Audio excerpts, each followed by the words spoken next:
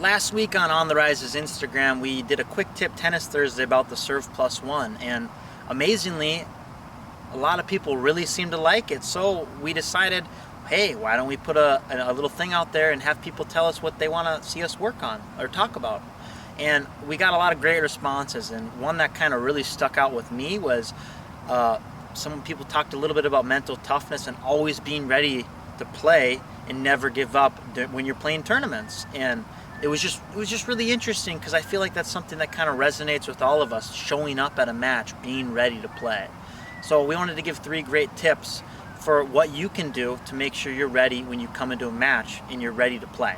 The first thing that I believe is really, really important is when you go into matches, make sure that you're confident in yourself and confident in your game. And a couple things you can do to make sure you're confident in your game is get out, when you're out on the court, practice with a purpose. Make sure you're focused on what you and your private coach have been talking about.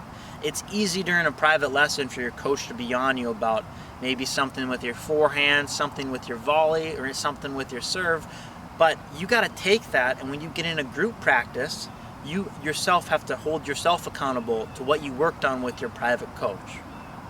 The second thing that I think is really important with going into a match ready to fight all the time is make sure you're playing the right tournaments, right? I mean, one, you can be playing way too many tournaments and then your kid's going to be burnt out, and like if you play 3 tournaments in a row, no wonder they're not fighting every point and for every match. They've played too many, right? A lot of kids can't handle playing back-to-back-to-back tournaments. That's why I'm a big proponent of playing only 1 or 2 tournaments a month. It's kind of like the perfect balance, I feel like. Not too many, but not too little, so you can still go into your matches like you're used to the feeling of playing in a tournament and you're used to all the pressure. Last thing I'd have to say about going into matches being ready to fight is you have, like, who are you practicing with? It's super, super important when you're practicing.